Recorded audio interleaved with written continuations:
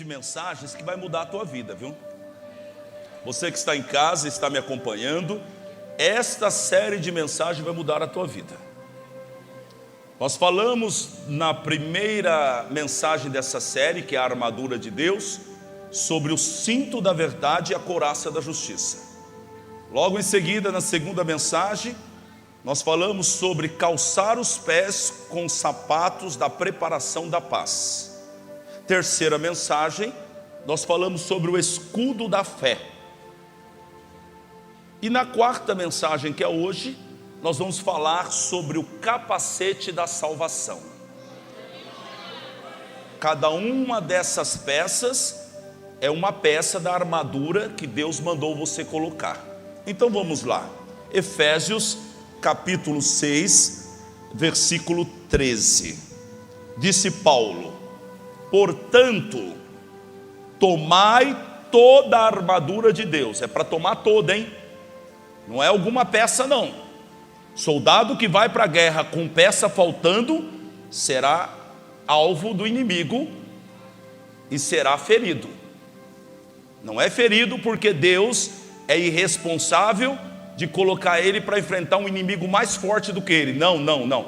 É porque não colocou toda a armadura de Deus. Então, tomai toda a armadura de Deus, para que possais resistir o dia mau. O dia mau vem para todos. A Bíblia diz que a chuva cai sobre os bons e sobre os maus.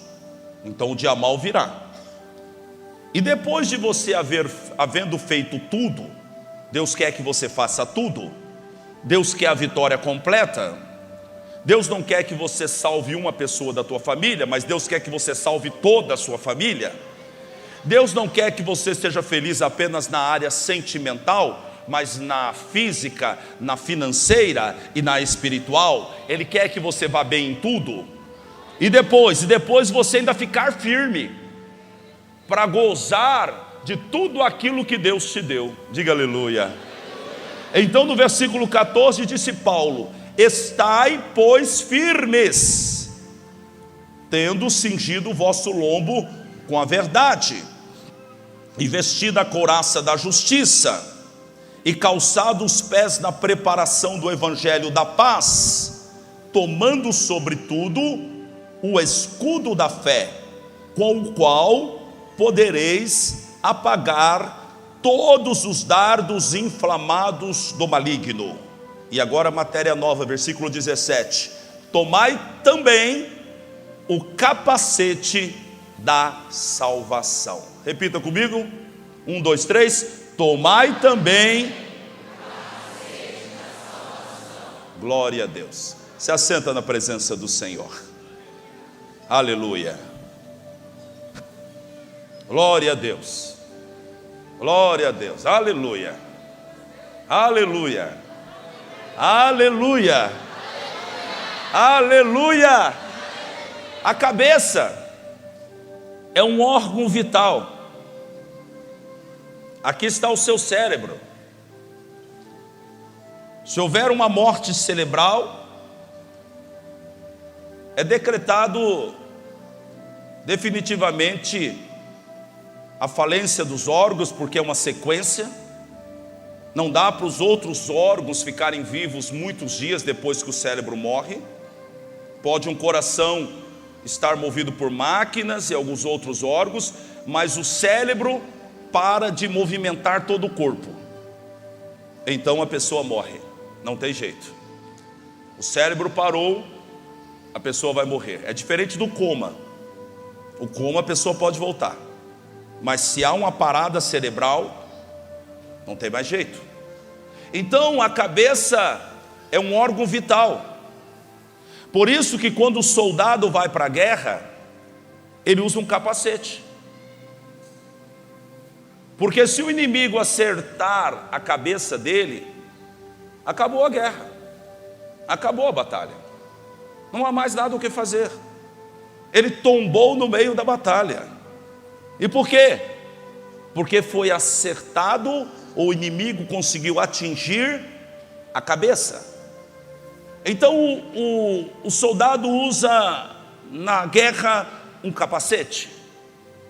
Paulo, olhando para isso, pensou: o cristão também precisa proteger a cabeça, porque se o inimigo acertar a cabeça dele, acabou a batalha. Ele não tem mais força. Os outros órgãos dele não funcionarão, porque a cabeça foi atingida. Então Paulo, inspirado pelo Espírito Santo, ele disse: tomai também o capacete da salvação. Aonde você coloca o capacete mesmo? Na cabeça. Então o que Paulo está dizendo? Coloque na sua cabeça que você é salvo. É isso, simples assim. Coloque na sua cabeça definitivamente que você é salvo. Se você o fizer, a sua cabeça está protegida. A salvação na sua cabeça te protegerá dos ataques do inimigo, te fará mais capaz para a guerra. Então você precisa colocar na sua cabeça. Alguns de vocês estão aqui e volta e meia acontece isso. Talvez venha um pastor de fora aqui, ou próprio os nossos pastores, e diga: você que não tem certeza da sua salvação, vem aqui à frente agora. E se nós tivermos num culto como esse com 2.000 pessoas, 100 pessoas virão à frente, e mais 100 ficarão com vergonha no lugar, que queriam vir também, porque eles não têm certeza da salvação. Então esse grupo de pessoa é um grupo de pessoa que está em perigo, porque eles não colocaram o capacete da salvação. Eles não têm certeza da salvação. E aí o diabo trabalha. Aí o diabo perverte as suas atitudes. Aí o diabo lhe rouba as forças. Aí o diabo coloca conceitos errados na sua cabeça, colocam dúvidas a respeito da bondade de Deus. E pode chegar até o extremo de fazer desse homem, dessa mulher, um murmurador, desanimado, angustiado, e tombar na batalha, morrer antes da hora. Tudo porque ele não protegeu a cabeça com o capacete da salvação. O conceito de que você é salvo é fundamental na vida cristã. A esperança da eternidade, a esperança do porvir, alimenta-nos no meio do deserto. A esperança de estar um dia na glória, aleluia, faz com que eu continue caminhando, com a certeza de que Deus é comigo, porque Ele prometeu a vida eterna, aleluia. Esta foi a promessa que Ele nos fez, a vida eterna. O povo, quando saiu do Egito, andou por 40 anos no deserto. Deserto é tempo difícil, é um tempo exaustivo. Sabe o que alimentava aquele povo no meio do deserto? A esperança de entrar em Canaã. Aleluia. Eu não tenho dúvida, Moisés era um homem inteligente, foi educado em toda a ciência dos egípcios, tinha experiência com Deus. Eu tenho certeza que Moisés pregava um sermão para aquele povo dizendo: gente, anima, gente, Canaã está logo ali, anima, gente, daqui a pouco vamos chegar na terra que manda leite e mel, anima, gente. A expectativa de entrar na promessa fazia com que eles continuassem andando no meio do deserto. Por isso que você precisa colocar na tua cabeça que você é salvo, que você está indo para o céu, que em Cristo Jesus você já está na glória. Aleluia, diga glória a Deus.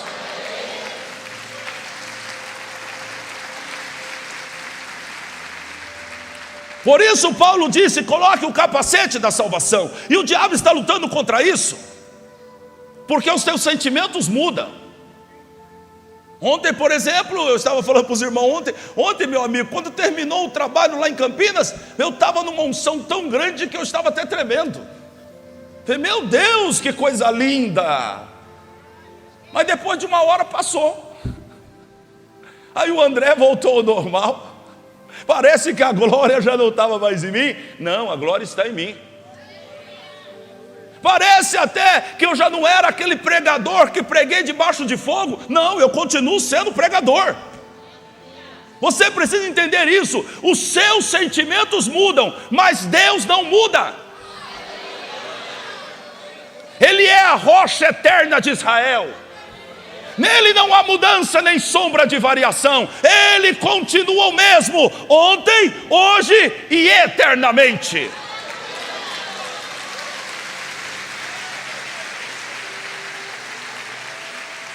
O que você quer dizer com isso, André? Eu quero alcançar o coração de alguém que está aqui. Você às vezes se levanta e todas as batalhas e dificuldades da sua vida passam na sua mente. Eu não sou de Deus. Eu acho que eu não sou salvo. Eu acho que Deus não está comigo. Não dê crédito às mentiras do diabo.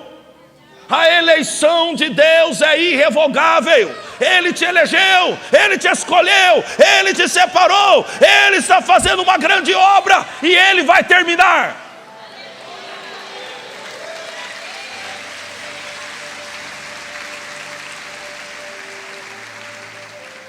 Mas o inimigo das nossas almas, Satanás, está a trabalhar. Quando Jesus Cristo foi iniciar o seu ministério após o batismo, a Bíblia diz que ele foi levado pelo Espírito, o Espírito Santo, ao deserto para ser tentado. E a primeira tentação de Satanás começa assim: se tu és filho de Deus. Olha a pergunta dele. Você não compreende a intencionalidade de Satanás nos seus pensamentos, né? Você não compreende. Você não compreende o quanto ele é sagaz quando ele fala na tua mente. Se tu és filho de Deus, diga a essas pedras que se tornem pães. Olha só. Se tu és filho de Deus, mas é claro que Jesus é filho de Deus. Mas o diabo teve a ousadia de perguntar para Jesus, ou colocar o questionamento na mente de Jesus, se ele era filho de Deus. Não fará isso com você? Não fará isso comigo? Não questionará o teu chamado? Não questionará o teu ministério? Não questionará a unção que está sobre você? Alguns de vocês estão sendo questionados até a respeito da língua dos anjos que você fala. Sim ou não? O diabo está dizendo, isso é coisa da sua cabeça, hein? Você não recebeu o Espírito Santo, não. Isso aí é coisa da sua cabeça. Fala para ele, cala a boca, diabo. Eu fui selado pelo Espírito Santo da promessa.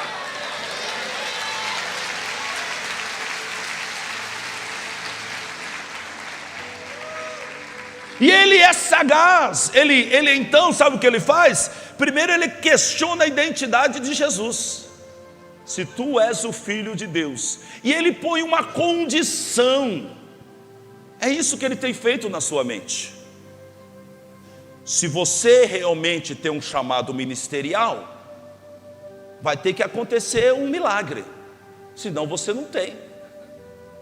Se verdadeiramente Deus está com você, você vai ter que ser próspero, senão Deus não está.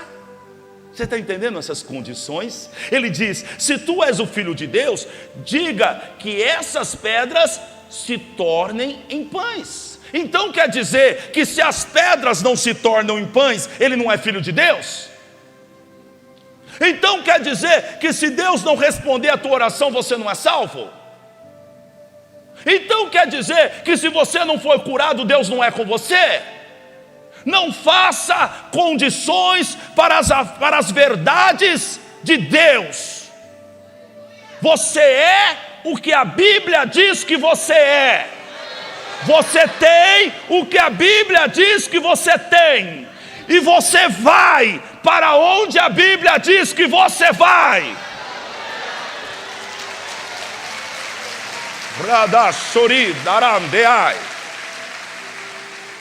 Levante a mão ao céu para que o diabo escute isso. E diga assim: eu sou o que a Bíblia diz que eu sou. Eu tenho o que a Bíblia diz que eu tenho. Eu vou para onde a Bíblia diz que eu vou. Diga: eu vou para o céu. Aleluia, aleluia.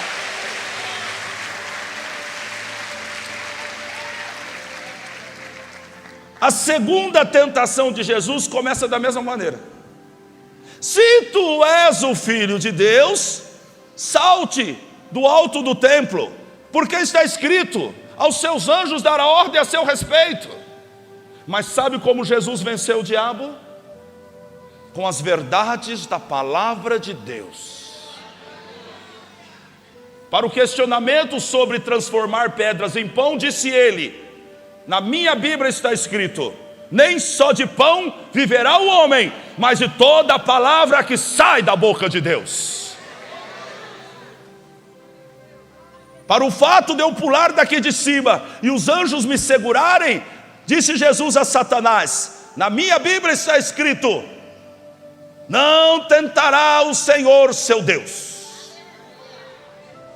Palavra, palavra, diga aleluia. Então entenda algo que eu quero lhe dizer: você precisa sair daqui hoje com esse capacete na sua cabeça. Isso vai te proteger. Isso vai te proteger. André, muito bem, mas como eu posso ter certeza da minha salvação? Primeiro, você pode ter certeza da sua salvação através do que a Bíblia diz. A minha Bíblia diz que um peixe engoliu Jonas. Amém? Se a minha Bíblia dissesse que Jonas engoliu o peixe, eu também acreditava. Aleluia. Porque a Bíblia é a verdade inerrante de Deus. André, ela foi escrita por homens, sim, mas inspirada pelo Espírito Santo de Deus. Ela é totalmente divina, aleluia. Ela é lâmpada para os meus pés, ela é luz para os meus caminhos. Ela mostra onde eu estou pisando, ela revela para onde eu devo ir. Aleluia. Ela me limpa, ela me fortalece. Ela é como mel em meus lábios, a santa palavra de Deus. Ela é como um martelo que esmiuça a penha. Ela é o próprio Jesus, a palavra de Deus. Eu amo essa palavra. Aleluia. Como eu posso então, André, ter certeza da minha salvação? Primeiro, através da Bíblia. 1 João, capítulo 5, versículo 11.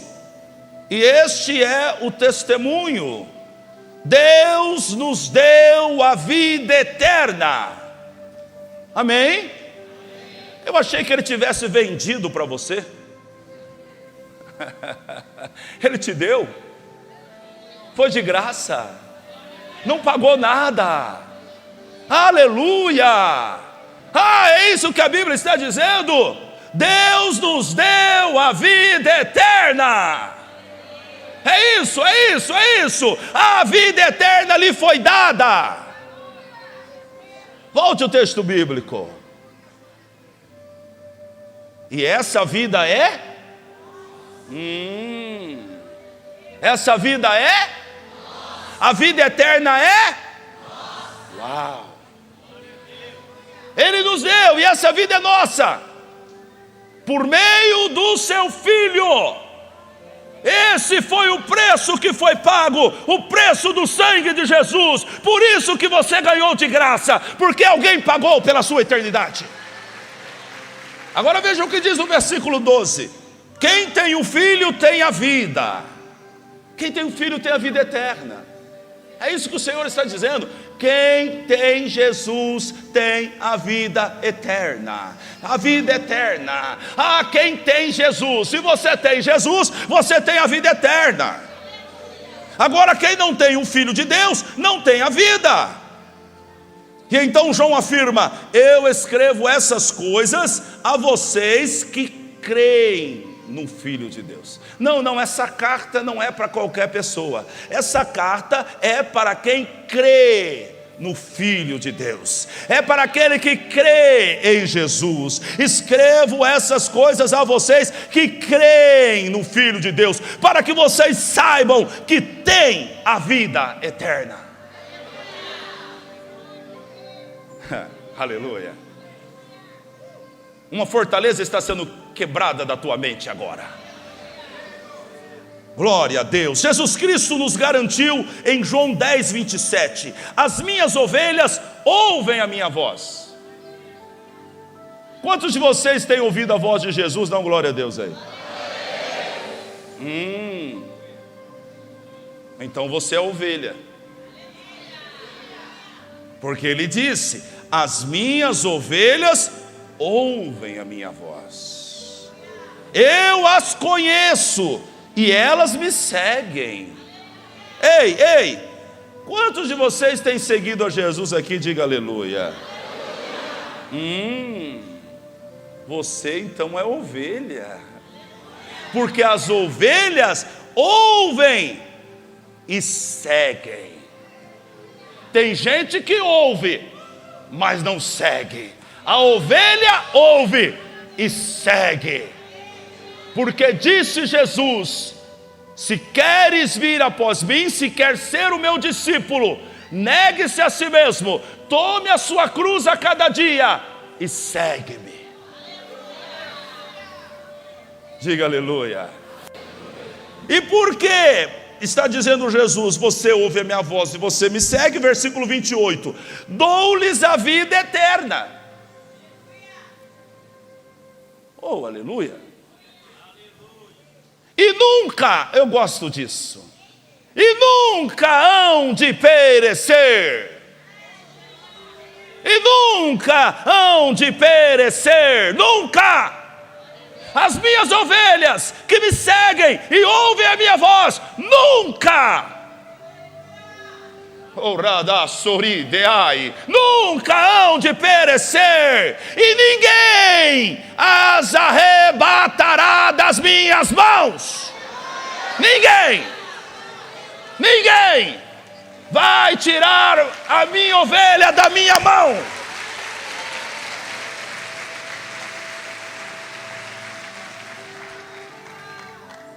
Glória a Deus. Então, como eu posso saber que eu sou salvo? Primeiro, pela palavra de Deus. Segundo, você pode ter certeza da sua salvação através da sua fé e da confissão da tua boca. Romanos 10, 9: a saber, se com a tua boca confessares ao Senhor Jesus e em teu coração creres que Deus o ressuscitou dentre os mortos, o que acontece? O que acontece? Glória a Deus. Então você crê e você confessa, é salvo. Não, por favor, não me arrume uma vírgula onde foi colocado um ponto. Não coloque uma vírgula aonde Deus colocou um final nessa sentença. Porque você crê e porque você me confessa, você é salvo. Não coloque vírgula aqui. Versículo 10: visto que com o coração se crê para a justiça, pela fé você foi justificado. É isso que a Bíblia está dizendo. Não pelas obras, pela fé. É por isso que o ladrão na cruz, foi salvo. Não tem nenhum religioso escutando isso, né? Ele não tinha obras. Pelo contrário, era um ladrão, era um bandido. Mas no momento que ele creu, ele foi justificado. E Jesus Cristo disse: hoje mesmo estarás comigo no paraíso. Oh, aleluia. Visto que com o coração se crê para a justiça e com a boca se faz confissão para a salvação. Porque a Escritura diz: todo aquele que nele crê não será confundido. Todo aquele que nele crê não será decepcionado. Todo aquele que nele crê jamais será envergonhado. Todo aquele que nele crê jamais será condenado. Todo aquele que nele crê tem a vida eterna.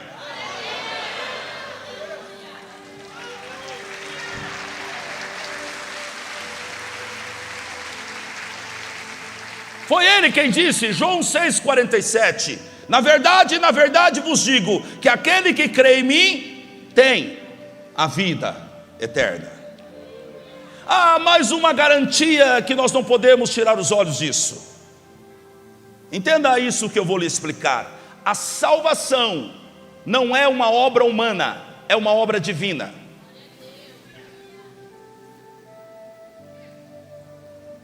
Eu acho que nós deveríamos cantar de dia e de noite por aquilo que o Senhor fez por nós. Nós deveríamos andar na rua com as mãos ao céu gritando: aleluia, aleluia, aleluia, eu sou salvo. Aleluia, aleluia, Ele me justificou. Aleluia, aleluia, Ele perdoou os meus pecados. Aleluia, aleluia, eu vou morar no céu. Se nós compreendêssemos o tamanho da obra divina realizada, era assim que andaríamos. Quem não glorifica o Senhor é porque é um cego, nu e ignorante. Não entendeu o favor que lhe alcançou ainda. E tem alguém que está aqui e está murmurando contra Deus porque Deus não te deu um carro. Tu é um ignorante. Tu é um ingrato. Tu não sabe o que esse Deus fez por você? Pois eu te conto, Ele deixou a sua glória e se fez um homem como nós. E Ele morreu no teu lugar, a morte de cruz, foi sacrificado por você. E você não merecia, e eu não merecíamos, mas Ele nos amou primeiro. Aleluia, aleluia. A salvação é uma obra divina, operado pela Trindade. Toda a Trindade está envolvida. Jesus está envolvido na sua salvação. Aleluia. A Bíblia diz no capítulo 10 de Lucas que Jesus entrou na casa de Zaqueu. Zaqueu era o pilantrinha baixinho, sem vergonha, e roubava dos outros. Eu não sei porque Jesus escolhe esse tipo de gente. Dá uma olhadinha do teu lado. Eu não sei porque Jesus escolhe esse tipo de gente. Olha para o outro lado agora. Eu não sei porque Jesus escolhe esse tipo de gente. Agora todos vocês olhem para mim. Eu não sei porque Jesus escolhe esse tipo de gente.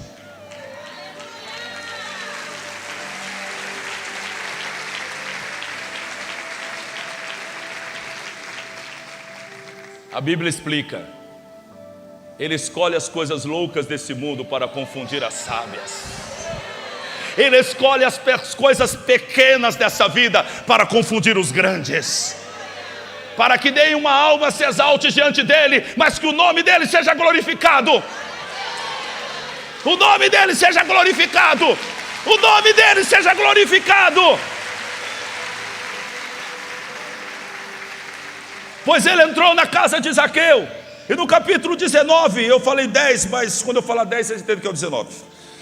No capítulo 19, versículo 9, disse Jesus: hoje veio salvação a esta casa.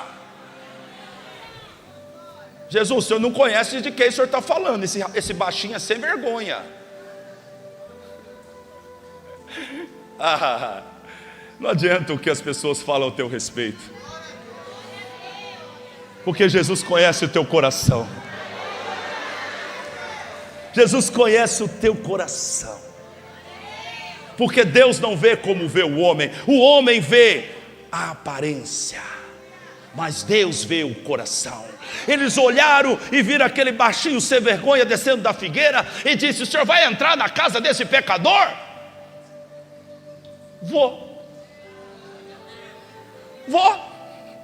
Vou entrar na casa dele, vou comer com ele, vou dormir, porque hoje me importa entrar nesta casa.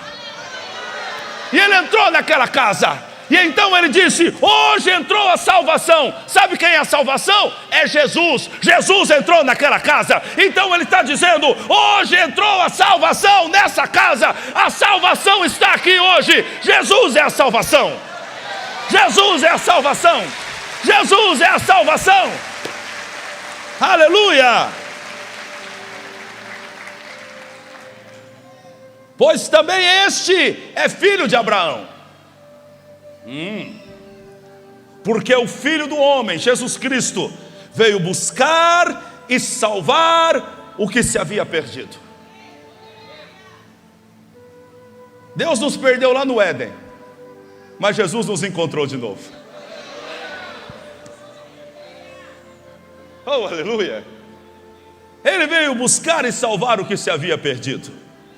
Então preste atenção, Jesus Cristo está trabalhando nisso, o Espírito Santo está trabalhando nisso, porque a Bíblia diz que o Espírito Santo convence o homem da justiça, do juízo e do pecado. Olha a trindade aí: Deus Pai, Deus Espírito Santo, ou melhor, o Deus Filho, Deus Espírito Santo e o Deus Pai. Andréia, principalmente o Deus Pai está trabalhando nisso. Efésios capítulo 2, versículo 8: porque pela graça sois salvos, por meio da fé, não das obras, da fé. E isto não vem de vós, é dom de Deus, é presente. A tradução na linguagem de hoje diz: é presente de Deus. Se você conhecesse o presente de Deus. Por isso que Jesus Cristo disse para a mulher samaritana no capítulo 4 de João: se tu, mulher, conheceras o presente de Deus, e quem é que lhe pede água, tu lhe pediria água, e eu te daria água viva. O presente de Deus. Volte o texto bíblico: isso é dom de Deus, versículo 9. Não vem das obras. Você está frustrado com isso, né? Você está achando que você vai para o céu porque você é bom, né? Você vai para o céu porque Deus é bom. Aleluia. Você achou que ia para o céu por causa do seu sacrifício, né? Você vai para o céu por causa do sacrifício de Jesus. Você achou que ia para o céu por causa da sua boa índole e do seu próprio convencimento. Não, você vai para o céu porque o Espírito Santo te convenceu. Uau, isso é poderoso. Vamos repetir isso? Fala: eu vou para o céu porque Deus é bom. Não eu. Diz: eu não sou bom, mas Deus é bom. Por isso eu vou para o céu. Diga: eu vou para o céu, não pelo meu sacrifício, mas pelo sacrifício de Jesus. Diz: eu vou para o céu, não porque eu decidi, mas porque o Espírito Santo me convenceu.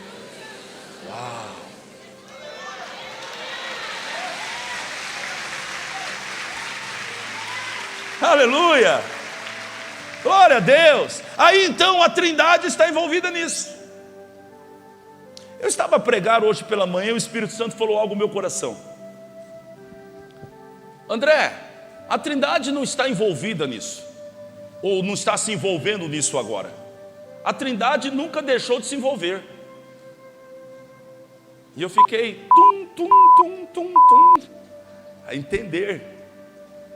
Porque Deus tem revelações grandes, mas nem sempre a gente consegue entender. Lá na criação, a Trindade, o Pai, o Filho e o Espírito Santo, disse assim: façamos o homem a nossa imagem e a nossa semelhança. Esta é a vontade do Pai. Mas a imagem não é a imagem física. Você não se parece com Deus. Deus é Espírito. Não tem como você se parecer com Ele. Você parece com Deus, ou deveria parecer com Deus, nos atributos, na índole, no caráter, nos princípios. Ser santo como Ele é santo, ser bom como Ele é bom. Amém? Amar como Ele ama. Mas o pecado deformou você e deformou a mim. E nós perdemos a imagem original de Deus. Mas a Trindade nunca desistiu daquela primeira frase que eles disseram: façamos o homem a nossa imagem e a nossa semelhança. E em Jesus Cristo o projeto foi retomado. E agora Jesus Cristo, o Espírito Santo e Deus estão trabalhando em você e em mim. Parece impossível. Olhando para você, parece impossível você se parecer com Deus. Mas nada é impossível para Deus. Nada é impossível para Deus. O Espírito do Senhor repousará sobre ti, e você se tornará nenhum outro homem. O Espírito do Senhor repousará sobre ti, e você, mulher, profetizará. O Espírito do Senhor repousará sobre ti e te regenerará e lhe transformará dia após dia a imagem de Jesus Cristo. Repita: nada é impossível para Deus. Pense nas suas dificuldades e repita. Vamos mais forte. Pense nos seus dilemas e repita. Pense na tua família que está desviada e repita. Pense naquela pessoa que você acha que ela vai para o inferno e repita. Pense na sua família que disse que não vai batizar no próximo batismo. Pense nesse diagnóstico médico que você recebeu, que você vai morrer. Pense naquela palavra que o diabo lançou na tua mente, dizendo que Deus não vai te usar. Repita dia após dia isso. Nada é impossível para Deus. Nada é impossível para Deus. Nada é impossível para Deus. Terceiro e último. Como posso ter certeza, André, da minha salvação? Primeiro, você deve ter certeza por causa que a palavra diz que você é salvo. Segundo, você deve ter certeza pela sua fé e pela confissão da tua boca, por aquilo que você crê. Essa fé veio de Deus. E terceiro, você deve ter certeza da sua salvação por causa da evidência da regeneração que o Espírito Santo operou em você, do novo nascimento. É isso que eu estou dizendo. Ei, pegue um leão ou um lobo e coloque nele uma pele de ovelha e entra lá dentro da jaula dele para você ver o que acontece.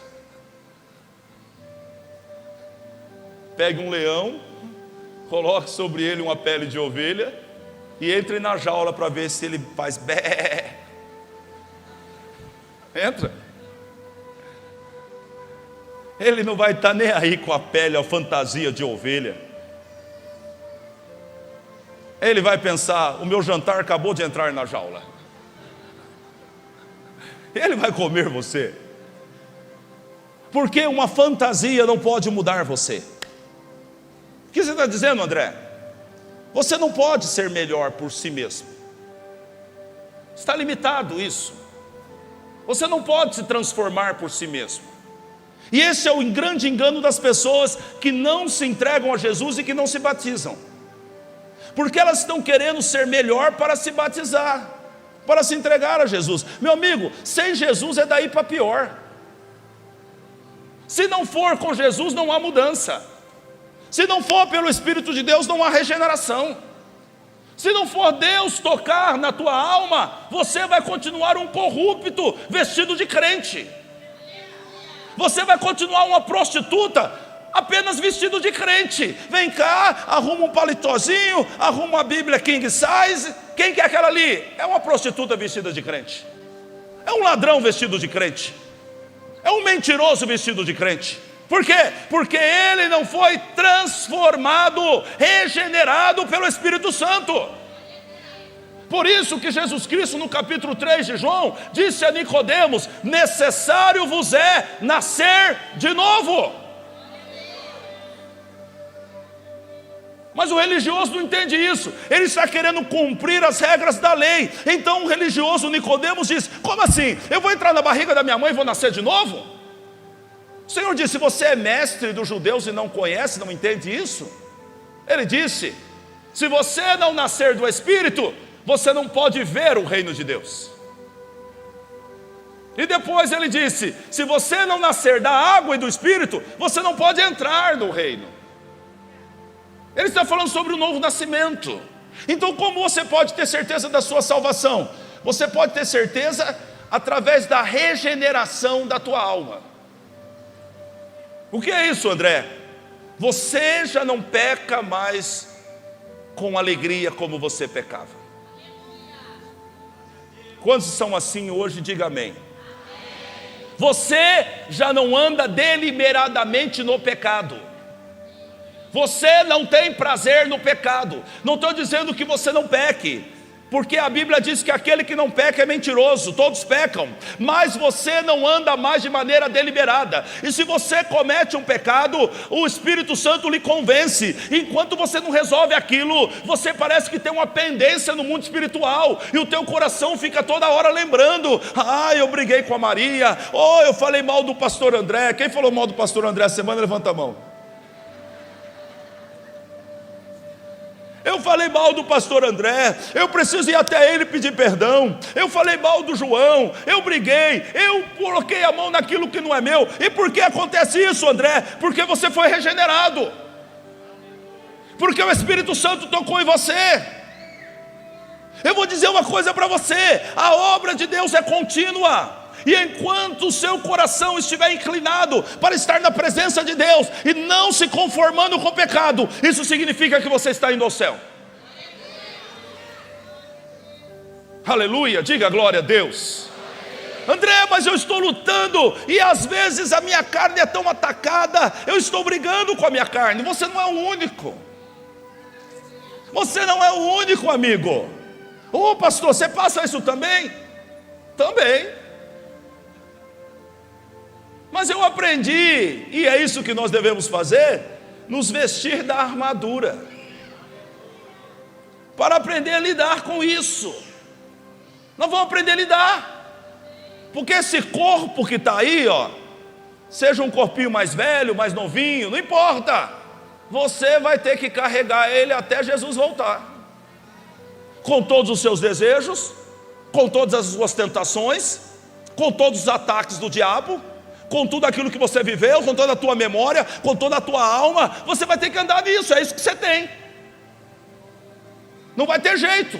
Mas não só você, não só eu, mas o grande apóstolo Paulo, aquele que subiu no terceiro céu e teve revelações grandiosas de Deus, ele também passava por isso.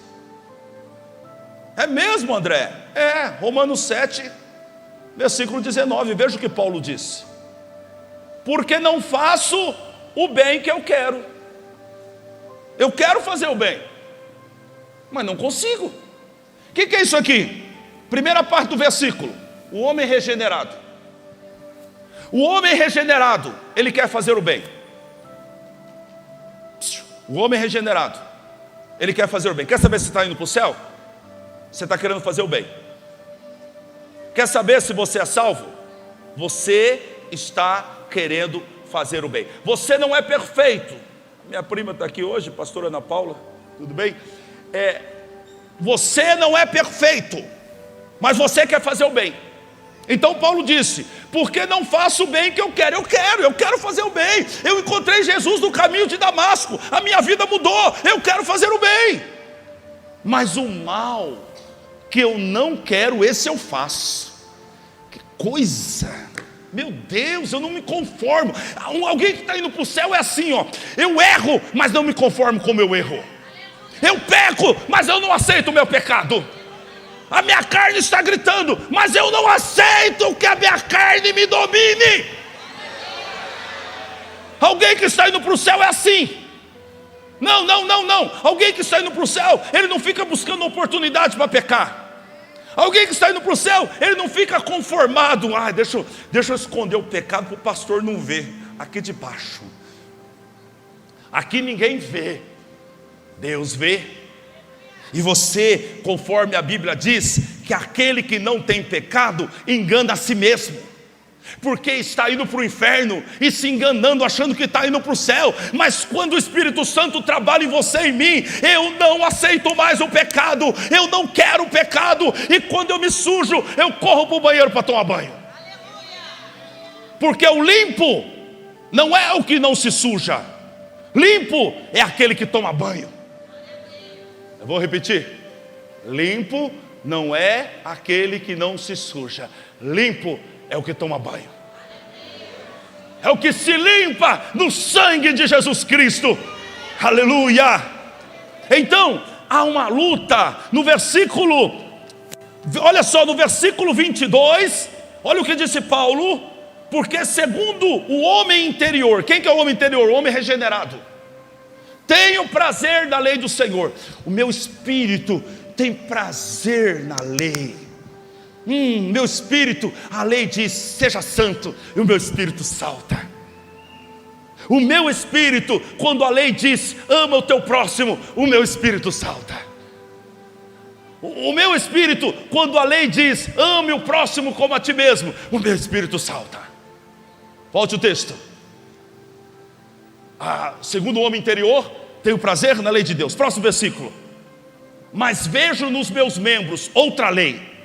Olha só, no meu homem interior eu tenho prazer, mas no meu corpo, nos meus membros, eu não tenho prazer. É uma luta, aleluia. Agora veja o que diz ele no versículo 24: miserável homem que sou eu, quem me livrará do corpo desta morte?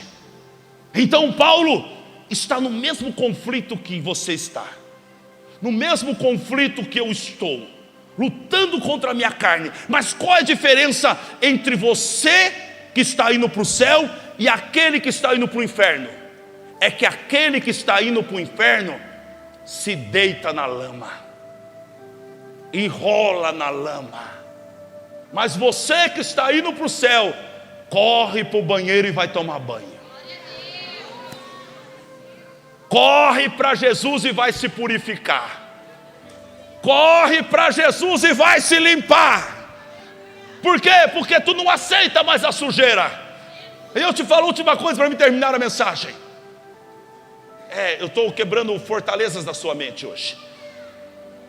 Ser tentado não é pecado. Repita comigo. Mais uma vez. Você tem que separar as suas tentações dos seus pecados.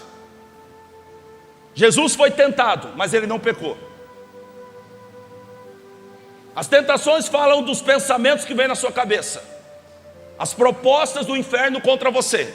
Isso não é pecado. O pecado se dá quando você se entrega. Diga glória a Deus. Mas você hoje sai daqui e você vai tomar o seu capacete. Paulo, quando escreveu sua primeira carta a Timóteo, capítulo 6, versículo 12, ele disse: Timóteo, combata o bom combate da fé.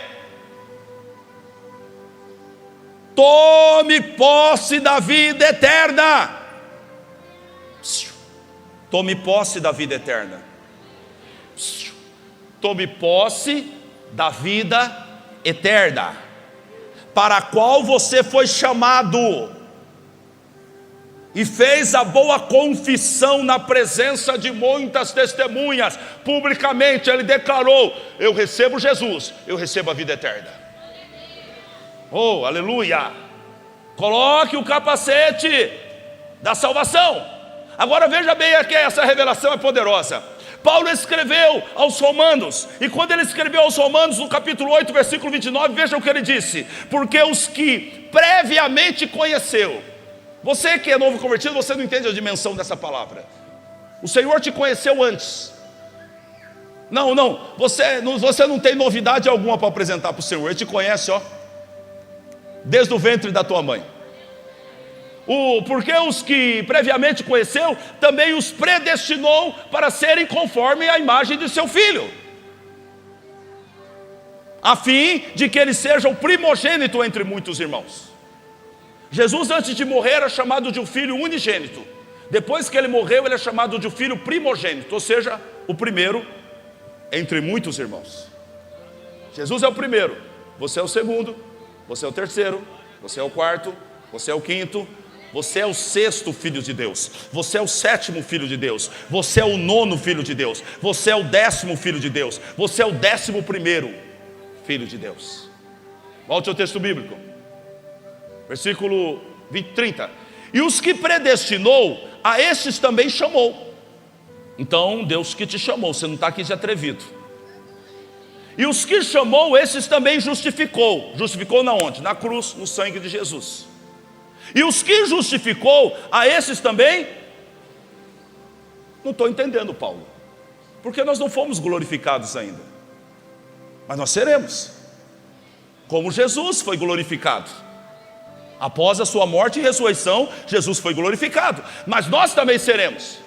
Mas por que, Paulo? Volte o texto. Paulo está dizendo no passado. Esses também glorificou. Paulo não está dizendo que nós vamos ser glorificados. Paulo está dizendo que nós já fomos glorificados. Por que, André? Porque para Deus você já mora no céu. Você que crê em Jesus e recebeu Jesus e tem feito a boa batalha da fé, para Ele você já está no céu. Quando Jesus falava sobre o governo dele na terra, ele falava o reino de Deus. E quando ele falava do governo dele no céu, ele falava o reino dos céus. É um reino só que em estágios diferentes. Mas quem entrou nesse reino pela fé em Cristo Jesus não será lançado fora. Você pode recusar a salvação, mas Jesus não quer tomar a sua salvação. Por isso Jesus Cristo disse em Apocalipse: eis que venho sem demora, guarda o que tens, para ninguém lhe roubar a sua coroa. Põe o capacete, guarda o que você tem, não deixa ninguém te roubar a eternidade. Não deixa a dúvida te roubar a eternidade. Não deixa a insegurança te roubar a eternidade. Aleluia! E então o que Deus está dizendo? Você já está no céu. Por quê, André? Da onde vem essa certeza, André? A certeza vem de Filipenses capítulo 1, versículo 6. Disse Paulo: eu estou convencido. E eu espero que eu possa terminar a mensagem agora, porque você já está convencido.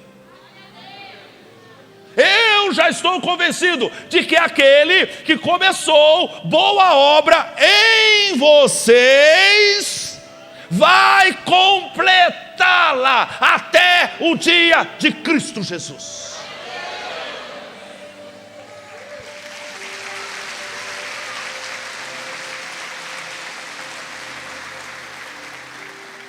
Fique de pé no teu lugar.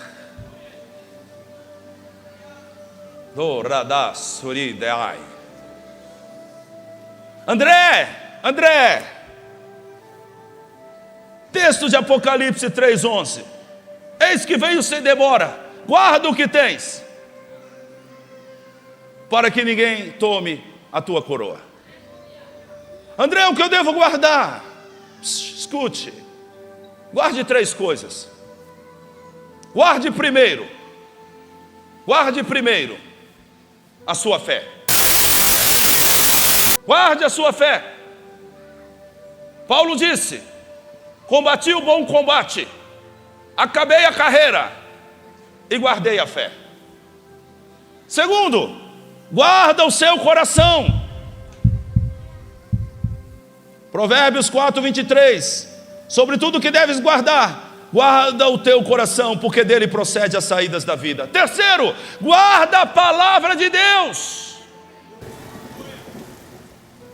Salmista Davi, no Salmo 119, versículo 11: guardei a tua palavra no meu coração, para não pecar contra ti.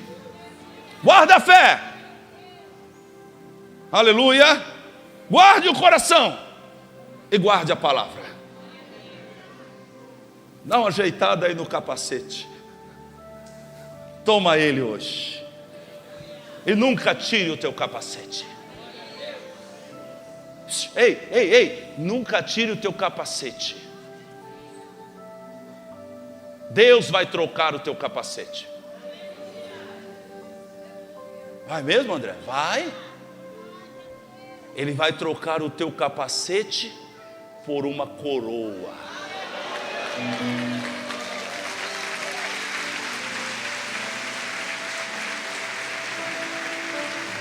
Lá na glória, você não vai precisar mais de capacete, mas você terá uma coroa. Posso ouvir um aleluia?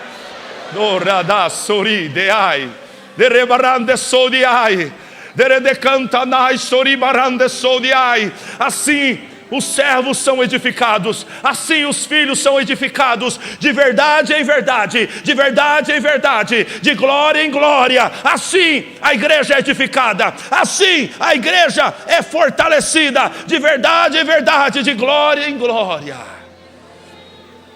Comece a agradecer a Deus por sua salvação. Diga: Senhor, obrigado, Pai. É um presente, eu não merecia. Obrigado, Senhor.